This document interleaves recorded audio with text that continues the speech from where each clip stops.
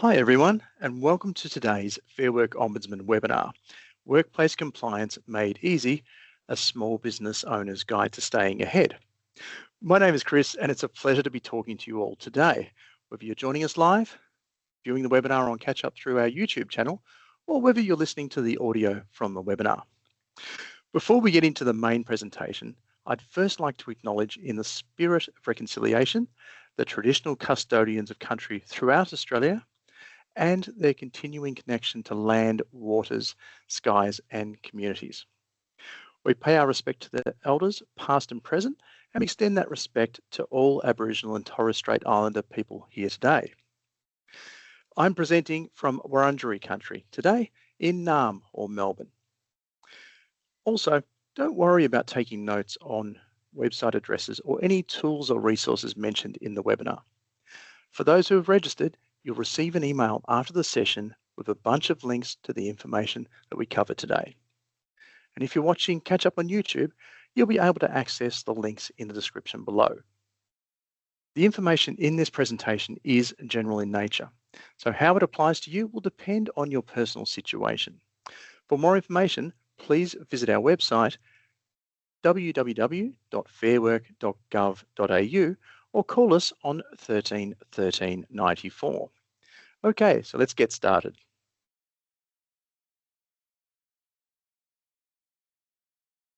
So during today's session, I'll talk about things that you need to be aware of from a workplace relations perspective when running a small business. I'll give you tips and practical information you can use, along with information about free tools and resources that the FWO has developed to assist you. First up, I'll give you a brief introduction to the Fair Work Ombudsman and our work, along with how we differ from the Fair Work Commission. Sometimes people do get confused about the two. Then what I'll do is I'll provide you with information about hiring employees, look at paying employees correctly, along with how you can locate the correct rates of pay, as well as managing staff performance. As you can imagine, we receive lots of inquiries from small businesses at the FWO. So based on common questions and areas of interest, I'll also step you through common workplace issues and mistakes we see, and also what to do if you find you've underpaid your employee, along with how you can fix it. To round off today's session, I'll let you know how you can stay up to date with changes too.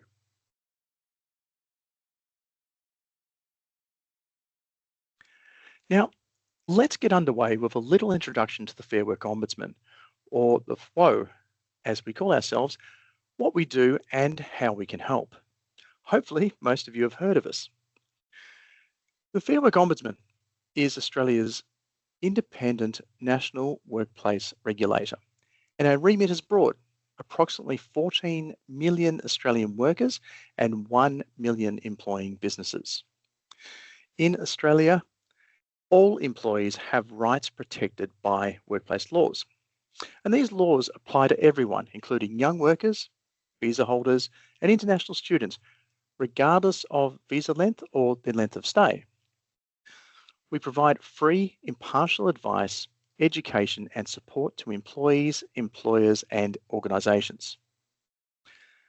So, worthwhile noting, we are a separate organisation to the Fair Work Commission, who are Australia's workplace tribunal.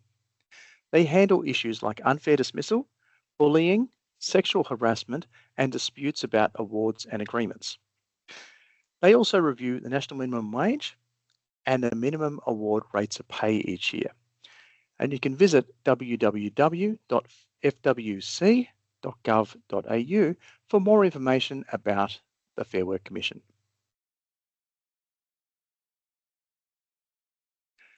Let's start now with hiring employees. So many small businesses do it, but not everyone does it as well as they could. First up, when hiring a new employee, you need to make sure that you understand your obligations and where the employee's entitlements will come from. There are three main levels of entitlements. So at the foundation, you have the National Employment Standards.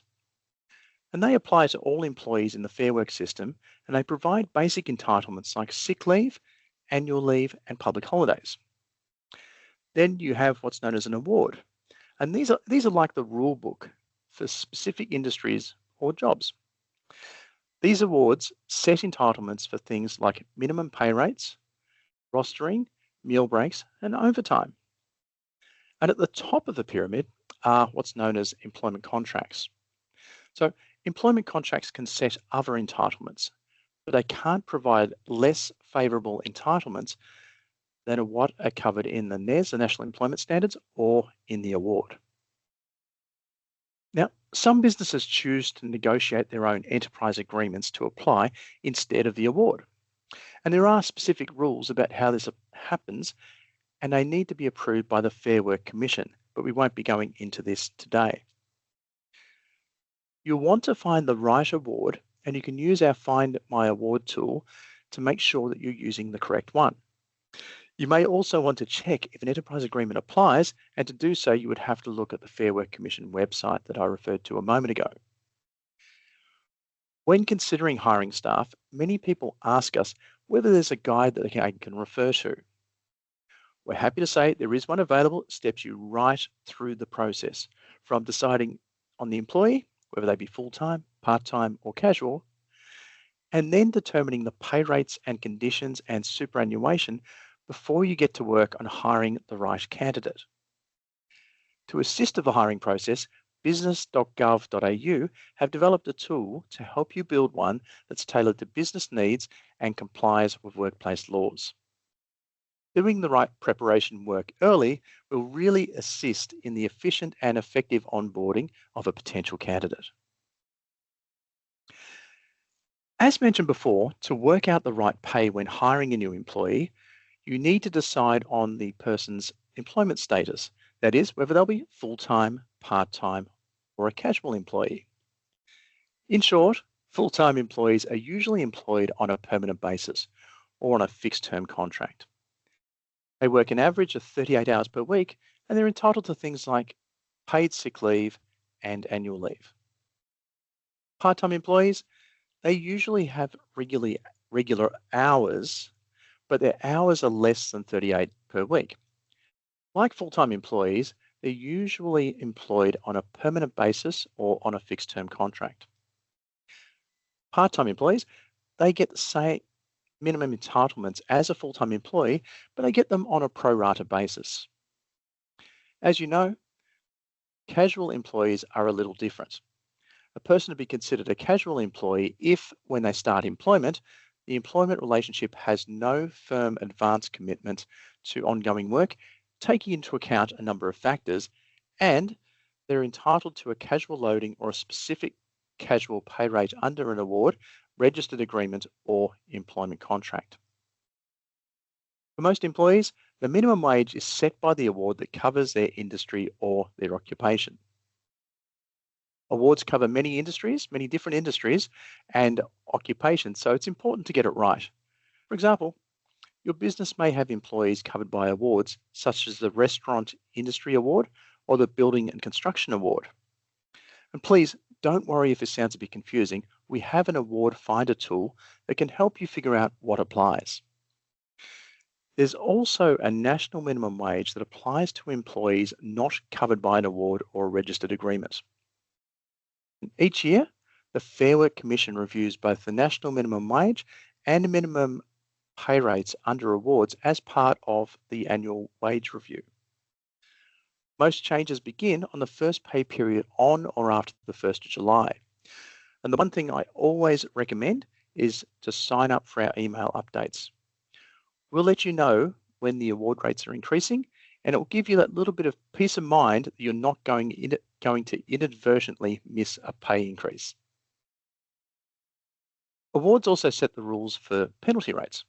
So as you're probably aware, penalty rates are extra pay for working particular hours of the day or on certain days of the week, such as working on a weekend or a public holiday, working late at night or early in the morning, or for working extra hours.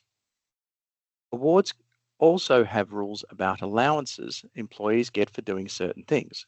For example, wearing special clothing at work, certain travel, or performing unique types of work or tasks. So once you know the award that covers your employees and whether they are full-time, part-time or casual, then you can use our Pay and Conditions tool, or PACT, to calculate the minimum pay rates, the penalties, and the allowances that apply. If you'd like to learn more about PACT, you can refer to our Employer Guide to the FWOS Tools and Resources webinar on YouTube that steps you through how to use it in more detail. Moving along now to job advertisements. So it's important to check the minimum rate for a job before you put an ad out. Reason being, it's because it's unlawful to advertise a job with pay rates less than an employee's minimum entitlements. What I'll do is I'll share a case study with you now to show you how this works. In this case, Katie, she's looking for full-time work at a childcare centre. She's 40 years of age. Katie sees an ad matching her qualifications and experience, and they're offering $16 per hour. Katie knows that there is an award that covers the childcare industry. So what she does is she goes and uses our Pay and Conditions tool, PACT, to work out the pay rate under the Children's Services Award that would apply to her. Katie finds that the hourly rate offered in the ad is less than the adult pay rate under the Children's Services Award. The employer who posted the job ad may, in this case, be breaching the Fair Work Act. So employers have to ensure that the pay rate for the role advertised is at least the minimum rate in the applicable award, the applicable enterprise agreement, or the national minimum wage order if there is no award or agreement that applies.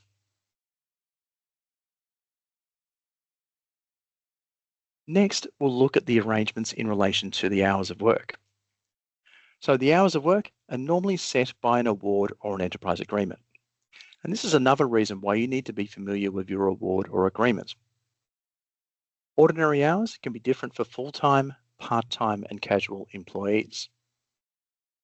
Generally, a full-time employee can be asked to work a maximum of 38 hours in a week, and if an employer wants them to work more than this, then their request to work extra hours needs to be reasonable. It's also important to be mindful of the right to disconnect changes that have been introduced. In short, employees have the right to refuse to monitor, read, or respond to contact or attempted contact outside their working hours unless doing so is unreasonable. This includes contact or attempted contact from an employer or a third party. When determining whether an employee's refusal is unreasonable, several factors must be considered, including the reason for the contact, how the contact is made, and several other matters may also be considered. It will be unreasonable for an employee to refuse to read, monitor, or respond if the contact or attempted contact is required by law. And employers and employees really should work together and agree on hours of work and rostering in advance. Similarly, they're also encouraged to discuss the out-of-hours contact and set expectations that suit the workplace and the employee's role. Where possible, there are benefits to having these conversations before out-of-hours contact happens. We have more tips and videos available at our Right to Disconnect page. Next up, we have payslips, and they're very important as they help to ensure employees know how much they're being paid. A payslip is a record covering details of an employee's pay for each pay period, and there are certain things that have to be included, such as the employer and the employee's name, the date of payment, the gross and net pay, so pay before and after tax. Also, things to be included would be including the hours worked, as well as other workplace information. We often get the question as to what form the payslips have to be in. Well, payslips can be either electronic form or they can be in hard copy. And electronic payslips must have the same information as paper payslips. You can learn more about the payslips and everything that must be included on them from our payslips webpage. In addition to payslips, you need to keep accurate and up-to-date records about your staff. You're required to keep work records covering a range of things, including pay, there's hours of work, leave, and other workplace information, such as superannuation contributions. It's important to note that employee records are private and confidential, and only an employer, payroll staff, the employee, and authorised individuals, such as an accountant, can access the records. These time and wage records, they need to be kept for 7 years, and it's unlawful for employers to make or keep employment records that they know are false or misleading. If an employee asks to see their records, then an employer must make them available.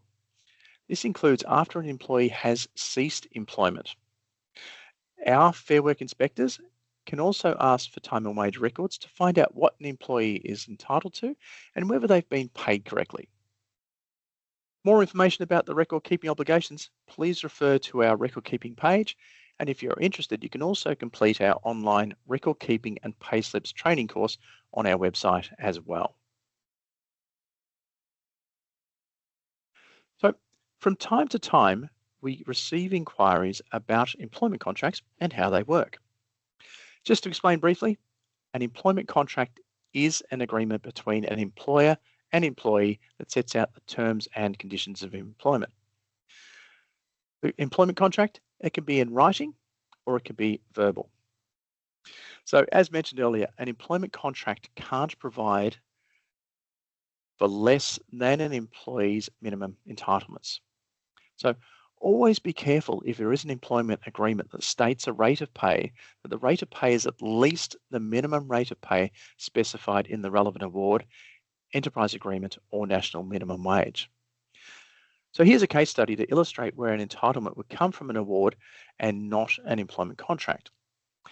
So Sandra starts a new job as a real estate agent.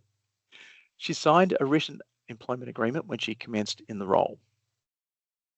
As part of the job, Sandra holds inspections for rental properties, and she's required to use her own car to travel to and from the office for the inspections. Sandra checks her employment contract because she wants to know if there is a vehicle allowance, whether she's entitled to a vehicle allowance. Her employment contract doesn't include any terms about a vehicle allowance, but does say her entitlements come from the real estate award. Sandra checks our website and learns that an award will still apply to her even if she has a written employment contract. Sandra then checks the real estate award to learn about her entitlements. And the award says a vehicle allowance applies in some circumstances. So using our pay and conditions tool, Sandra finds that she's likely entitled to a vehicle allowance as she's required to use her own car for work duties. She speaks to her supervisor, has a chat the next day about this. It's also worth mentioning that some employees may be on a fixed term contract. A fixed term contract, it terminates at the end of a set period. For example, the contract ends on a set date or after a set period of time or a season. There are rules that apply to making a fixed term contract, and employees on a new fixed term contract must be given what's known as a fixed term contract information statement. Let's move on now to employee management. So good employee management can help create a more cooperative and productive workplace and improve your business in many ways. Taking the time to develop your management skills will save you stress, time, and potential problems in the future. To assist with this, we have free online training and tailored resources to help you upskill. The best businesses, they're always improving their operations to stay competitive in their industry. To be able to do this, employees and managers need to be performing to a high standard. High performance in business means increased productivity, engaged and committed employees, and retaining good employees. On the flip side, underperforming employees can have a negative effect on a business, such as could be unhappy customers or clients, could be decreased productivity, high turnover of staff, or unmotivated and underperforming employees. You may also see underperformance where an employee isn't doing their job properly or is behaving in an unacceptable way at work, including things such as not carrying out their work to the required standard or perhaps not doing their job at all. Could be not following workplace policies, rules, or procedures. Could be perhaps unacceptable behavior at work, for example, telling inappropriate jokes. Or it could be disruptive or negative behavior at work, for example, constantly speaking negatively about the company. Having said all of that, the best way to manage underperformance is to make sure it doesn't happen in the first place. Experience suggests that communication is the key. So there are several steps that employers can take to help prevent underperformance, including listing behavioural and outcome expectations in position descriptions, addressing any issues as soon as possible, having regular performance reviews to outline expectations right from the beginning, and also encouraging employees to talk to a manager or an employer if they have any questions or concerns. A best practice tip is that employers should consider creating and sharing a written performance management policy with their employees. The policy could outline what underperformance is, how underperformance will be managed, and the possible consequences of underperformance. So it's quite clear to all parties as to how this will work. Employers should also make sure they keep the policy up to date and apply it consistently in the workplace. A policy is useful because it can help to clarify what an employer's and employees' expectations and responsibilities are, along with what can happen if underperformance occurs. By becoming clear, it can also prevent employees feeling they've been treated unfairly if an issue does come up. We often receive questions from employers about ending employment, and as you probably know, dismissal or termination is where an employer ends an employee's employment. When an employer wants to end an employee's employment, they may be required to give the employee notice of termination. And this includes a written confirmation on their last day of employment and a notice period which the employee can work or be paid instead of working. And there are some exceptions that do apply here. When giving notice, employers can give it to an employee by delivering it in person. They can leave it at the employee's last known address or by sending prepaid post to that address, or if the employee agrees, then it can be sent electronically. Please note though, that casual employees are not entitled to receive written notice of termination, but it's best practice if an employer ending the relationship puts it in writing. Normally, an employee will also be entitled to a notice period, or an employer can make a payment in lieu of notice. If the employer pays out the notice period, then the amount paid to the employee must equal the full amount the employee would have been paid if they had worked until the end of that notice period. The minimum notice period will be stated in the National Employment Standards. It is based on the employee's length of continuous service. So under the National Employment Standards, the NES, employees over 45 years old get an extra week of notice if they've worked for the employer for at least 2 years. An award, a registered agreement, or an employment contract may require a longer minimum notice period, so make sure you check to ensure they receive the correct entitlements. It's important to say that the information provided today and in relation to termination is for general guidance only. So if you need tailored help during the dismissal process, then you should seek some independent legal advice. If you would like some more information in relation to termination, then please refer to the recording of our on-demand webinar titled Ending Employment FAQs Every Employer Should Know. It can be found on our website or the Fair Work Ombudsman's YouTube channel. Moving on now across to templates. So as mentioned earlier, we have developed a range of interactive template tools and downloadable templates and letters to help you manage a wide range of workplace obligations and to make things a lot easier. These relate to a lot of the matters I've been discussing today, and they include ones for employing staff, So there's a job advertisement template, there's a job description template, and an induction checklist for when you found your employee. There's also templates for payslips and record keeping, including a time and wages record template. There's one for managing performance, including a performance agreement template and a warning letter if required, and also for ending employment, including a termination of employment letter. So you can refer to those on our website. If you need to use any of those templates, you can go ahead and please, we encourage you to do so. Now, we often find people are really interested in hearing about the common workplace problems that reach the Fair Work Ombudsman, especially so that they can go and avoid them. Here's a brief run through of the common issues that we see on a regular basis. First up, we have incorrect pay rates. So we frequently find employers not paying staff in accordance with the minimum wages applicable to the work being done. Sometimes this is through a lack of awareness of what the correct minimum pay rate is. Often it can be employers paying what they consider to be a fair rate of pay based either on their own experience as an employee, or sometimes it might be based on what other businesses in the area or the industry are paying, or at least what they think they're paying. Another issue we see is non-payment for work. And we sometimes hear of employers asking potential employees to do an unpaid work trial to evaluate them for a job that they're hiring for.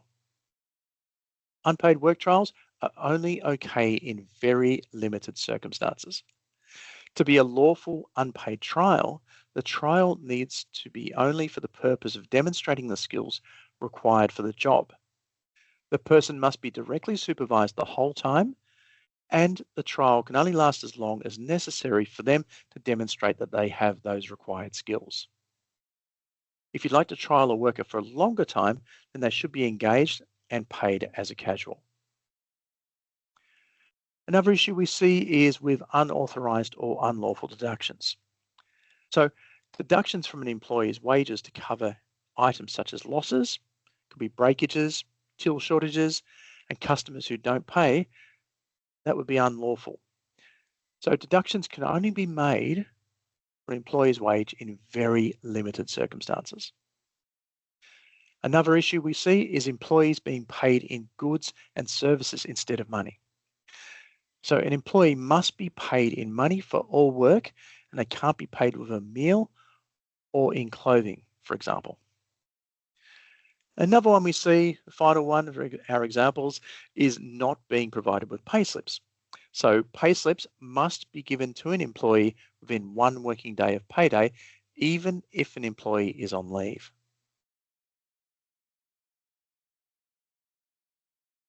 So next I'll talk about underpayments. So as you know, employees have to be paid at least their minimum pay rates and their entitlements.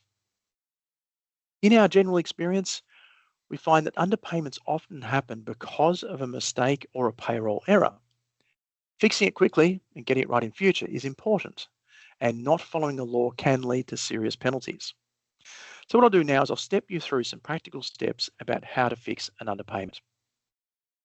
First step is to work out how long the employee was underpaid. So using the pay records, find out during which pay periods the underpayment happened. And if you're not sure, check your records for the employee's whole employment period. Next one is you need to work out how much the employee was paid and what they're entitled to be paid. So calculate what they should have been paid in total during the underpayment period. Calculate this based on the employee's pay rate, number of hours that the employee worked and when. As well as their minimum hourly rate, check whether the employee's entitlements also include penalty rates, any overtime or allowances. Have a look for leave payments or leave loading, as well as any other entitlements in the employee's award, enterprise agreement, or other registered agreement or their employment contract. If so, make sure the calculations relating to these entitlements are separated out in your calculations, so that you can easily see which entitlements have been underpaid and by how much. There may be also additional tax and super that your business was supposed to have paid during that time. may include payroll tax collected by states and territories. So for more information about tax requirements and super guarantee contributions, visit the ATO website. And if you have a need for more information on state and territory payroll tax, then have a look at business.gov.au/payroll tax. Next, you need to calculate how much the employee has been underpaid. Then after that, you need to discuss with the employee and confirm back payment arrangements. So the best way to approach this is to arrange a time to speak to the employee about the underpayment and explain what happened to cause the underpayment and how it's been fixed, including any calculations you've made to work out how much the employee was underpaid. Next step, pay the employee the underpayment amount as soon as possible as part of the next pay cycle or as a separate payment.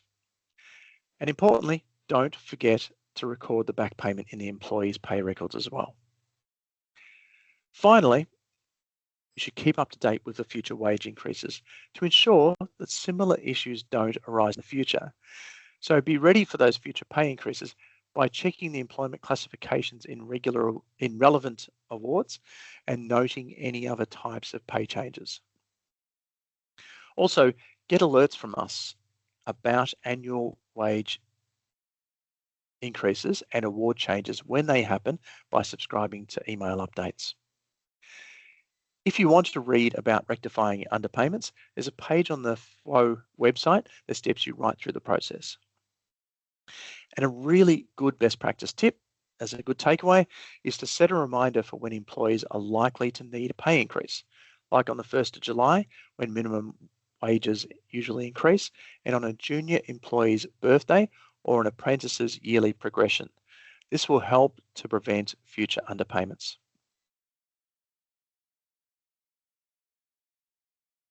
We'll now move on and briefly mention the criminalisation of intentional wage underpayments. So intentionally underpaying an employee's wages or entitlements can be a criminal offence now with heavy fines and potential jail time. Please note though, this does not include honest mistakes as they're unintentional. There is a voluntary small business wage compliance code that small business employers can refer to. The code is a legislative instrument created under the Fair Work Act, and its purpose is to help small business employers avoid criminal prosecution if they didn't intentionally underpay their workers. Where an underpayment has occurred, we'll look at the overall picture and the business's particular circumstances to determine whether the code has been satisfied. We have practical advice and tools, including a handy checklist, examples, and best practice tips to help businesses understand the code. Next, I want to talk about paid family and domestic violence leave so that you can address any requests as they come in from employees. So, all employees are entitled to 10 days of paid family and domestic violence leave each year. This includes full-time, part-time, and casual employees. Each year, the paid entitlement resets to 10 days leave on the anniversary of the employee's start date. It's important to note that paid family and domestic violence leave is a standalone entitlement. What this means is that employees get it separately from other types of leave, such as annual leave or paid sick and carers leave. The paid leave is available to employees who are experiencing family and domestic violence themselves and who need to do something to deal with the impact of family and domestic violence, where it's not practical for them to do so outside of their work hours. As an example, this could include the employee needing to make arrangements to relocate to ensure their own safety and or that of their family. It could also be used to attend court dates related to the family and domestic violence or accessing and assisting police services with related matters. The leave can also be used to attend professional support services to assist with the impacts of violence, such as counselling or meeting with legal professionals. Now, the leave does not have to be taken in one single block. So it can be taken as single days, it could be multiple days, or it could be a combination of the two. An employee and their employer can also agree for a period of less than a full day to be used. Now, we understand there has been some uncertainty around evidence requirements to be provided. For clarity, an employer can be asked for evidence that shows an employee took family and domestic violence leave to deal with family and domestic violence, but they don't have to. Any request for evidence is at the employer's discretion. And if an employer chooses to request evidence, similar rules to that of personal leave apply. So the evidence needs to pass a reasonable person test. Basically, an employee's evidence has to convince a reasonable person that they took the leave to deal with the impact of family and domestic violence, and it wasn't practical for them to do so outside of their work hours. Some examples of the types of evidence an employee may provide include a statutory declaration, documents provided by the police service, it could be documents issued by a court, or it could be family violence support service documents. When considering the evidence, it's important to remember that some employees experiencing family and domestic violence may have difficulty accessing or storing official documents. Here's a brief case study to illustrate how it works. In this case, we have Amy. Amy is a full-time employee who started working for a cleaning business on the 1st of March. From the 1st of March, Amy is entitled to 10 days of paid family and domestic violence leave. In June, Amy uses 2 days of paid leave to deal with the impact of family and domestic violence by accessing police services and attending counselling. Her leave balance reduces to 8 days. Amy's entitlement to paid family and domestic violence leave renews to 10 days on the 1st of March in the following year. And this is the anniversary of her start date with the employer.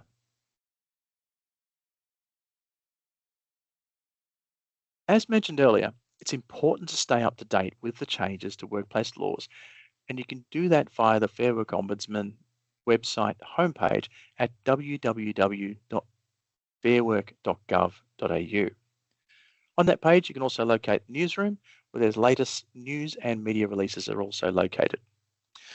Please note, if you subscribe to the email updates on our www.fairwork.gov.au/email updates, we'll send you an alert where the new rates are published in our pay tools. It's a really, really handy feature, and a lot of people really do like that, and we get a lot of really positive feedback about that functionality. Speaking of positive feedback, one service that has been super popular has been our Employer Advisory Service. The Employer Advisory Service, or EAS, provides small business employers free, tailored written advice about pay and conditions to help make sure that you're meeting your obligations to employees. The EAS, it doesn't offer legal advice, but it can help to explain the Fair Work Act, the awards, and the National Employment Standards in more detail. And this service specialises in distilling legislation into a written form that's easy to understand, and you can rely upon its accuracy. To access the EAS, the Employer Advisory Service, you just need to be a small business employer that has less than 15 employees, and your inquiry needs to be about areas that we can advise on. To date, the Employer Advisory Service has supported a number and a very diverse range of employers, including, for example, new employers, including businesses that are unique or somewhat novel. There's also employers who have a lot of questions or would like more information on how to be able to keep for future reference or to share with their employees. There's also employers that just want to make sure that their pay and entitlements they are offering are up to date and correct.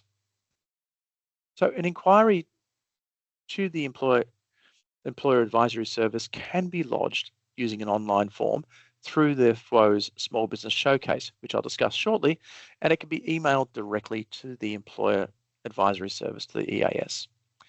Alternatively, employers can call the Fair Work Info line and ask to be referred to the EAS. Next, I'd like to talk about the Small Business Showcase on our website. So the Small Business Showcase, it's a virtual one-stop shop provides a wealth of resources for small business owners seeking information about their workplace rights and obligations. It consolidates the flow's key online resources in a single, easy to access and navigate hub, making it easy to access the information all about workplace rights and obligations. From the homepage, users can navigate to 12 topic pages containing links to key resources and tools available from the flow on selected topics. Topics are based around the life cycle of a typical employment relationship, with sections about hiring employees, paying employees, keeping the right records, and leave. There's also a section that refers to the voluntary small business wage compliance code that I was talking about earlier. Well, that's all that we have time for in this webinar, and I really hope it's been useful in giving you an understanding of what you need to know when recruiting staff, paying them correctly, and managing staff performance. If you have any further questions or would like to get in touch with us regarding workplace entitlements, you can do so by, first up, you could visit the Fair Work Ombudsman website at www.fairwork.gov.au or subscribing to our email updates. You could also contact us on 13 13 94 or through the translating and interpreting service on 131 450. You can follow us on our social media channels. You can register for my account as well. And we regularly deliver webinars tailored for different industries and audiences, including small businesses. So please check our dedicated webinar page at fairwork.gov.au/webinars for information about upcoming webinars and what recorded webinars are available. There will also be a quick survey after the webinar, and we'd really appreciate if you can answer a few questions to help us develop our webinar program. It should only take a couple of minutes to complete, and we really value your feedback. So thanks so much for joining us, and I hope to see you again at another webinar in the future. All the very best.